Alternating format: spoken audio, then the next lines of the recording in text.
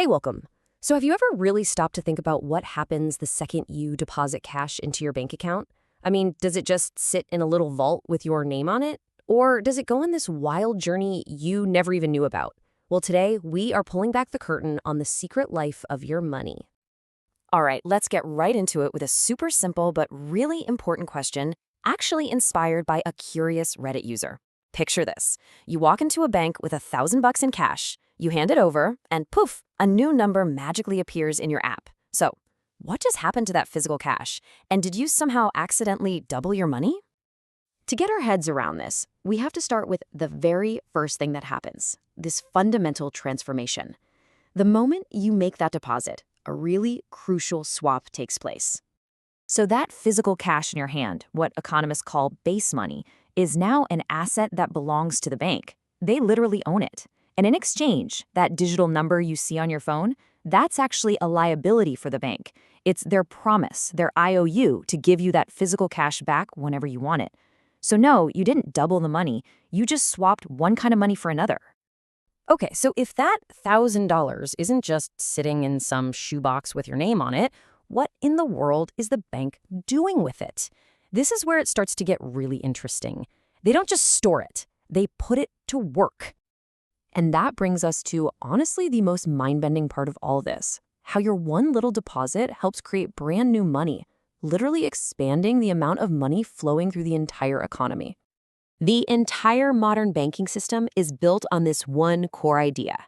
You see, banks know that not everyone is going to show up and demand all of their cash back at the exact same time. So they figure they only need to keep a small fraction of it on hand, just in case. And the rest, well, they can lend it out. And this just shows the cycle perfectly. So your $1,000 goes in. The bank then lends out, say, 900 of it to someone who needs a car loan. That person then takes that $900 and deposits it into their bank account. Now that second bank sees a fresh $900 deposit, and guess what? It can lend out a fraction of that. It's this incredible ripple effect of new loans and new deposits, all starting from your initial deposit. So just think about what's happened here. Your original $1,000 is still sitting in your account, totally spendable by you. But at the same time, a new loan of $900 now also exists out in the world, and it's being spent too. The system has literally expanded the amount of money in the economy. So what is that magic fraction that banks have to keep? 10%? 5? Well, get this. Since March of 2020, the official reserve requirement for banks in the US is 0%. Yep. You heard me right, 0. Now, instead of a strict rule, banks are just incentivized to hold reserves, often through interest payments from the government. Okay, so we see how this system of taking deposits and making loans works. But how does it actually become a business? It's not just about creating money for the economy, it's the very engine that allows banks to turn a profit. At its heart, a bank's business model is actually pretty simple. They make their money from something called the interest rate spread. And all that is the gap between the tiny interest rate they pay you for keeping your money with them and the much, much higher interest rate they charge someone else to borrow it. I mean, just think about it. The interest you get on your savings account is usually pretty tiny, right? But the interest someone pays on a mortgage or a credit card, that's way higher. That big gap in the middle, that's the spread, and that's the bank's bread and butter. But of course, lending isn't their only game. Banks have gotten really good at diversifying. They bring in a steady stream of cash from all sorts of fees. The monthly maintenance fee, painful overdraft fees, and all the way up to the huge fees they charge to advising on giant corporate mergers. So, here's a crucial point. When we say the bank, we're not just talking about one kind of place. We're actually talking about a whole universe of different institutions. And the bank on your corner is very, very different from the one helping massive companies merge. You've got your everyday retail banks and commercial banks that mainly serve businesses. You've also got credit unions, which are a totally different model. And then you scale up to the heavy hitters, the huge investment banks on Wall Street. And then at the very top, you have the central bank. For the US, that's the Federal Reserve, which kind of oversees the whole shebang. Now, for most of us, the choice really boils down to a for-profit bank versus a nonprofit credit union. And the main difference is their goal. A bank is there to make money for its shareholders. A credit union, on the other hand, is owned by its members, people like you, so it's supposed to return its profits back to you, maybe through better rates or lower fees.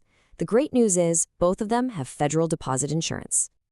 Right, so a system where you can essentially create money out of thin air, yeah, that sounds like it could get a little risky. The fear of a bank run where everyone wants their cash at once is very real. And that's exactly why we have this complex web of regulators, to basically keep the whole system from collapsing. These regulators have two big jobs. First is what we call safety and soundness. That's all about making sure banks aren't taking wild risks that could bring down the entire economy. The second job is consumer protection, which is exactly what it sounds like, making sure they treat you, the customer, fairly. And these are the big three referees in the United States. You've got the Fed, the FDIC, and the OCC. They all work together to set the rules of the game and make sure everyone is playing by them. It's all about keeping the system stable and keeping consumers safe.